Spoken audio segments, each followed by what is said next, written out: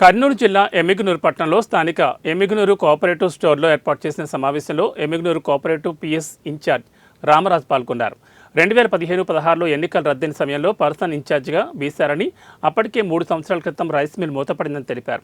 మూతపడిన rice mill మరమ్మతులు చేసి మళ్లీ నడిపించినట్లు వెల్లడించారు. దానిపై గతంలో తీసుకున్న 48 లక్షల అప్పు ఒక్క రూపాయి కూడా చెల్లించలేదని, తాను వచ్చిన తర్వాత 48 లక్షల అప్పును తీర్చేసి లాభాలు వచ్చేటట్లు చేసినట్టు తెలిపారు.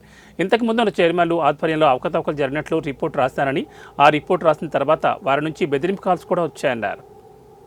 15-16లో పర్సన్ ఇన్ఛార్జిగా చేసినారు. ఎందువల్ల అంటే ఎలక్షన్ రన్ అవుతుంటాయి, ఎలక్షన్ రద్దయిన స్టే వచ్చినందుకు నన్ను పర్సన్ ఇన్ఛార్జ్ చేసినారు. అఫీషియల్ పర్సన్ ఇన్ఛార్జిగా ఏడే వల్ల ఇంత రాకముందు 3 సంవత్సరాలు రైస్ మిల్లు క్లోజ్ చేసినారు.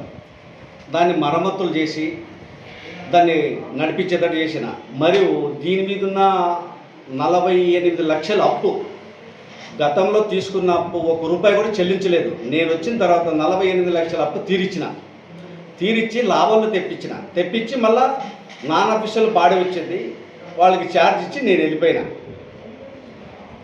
తర్వాత 2022-23 ఆడిటర్ నాకే వేసినారు.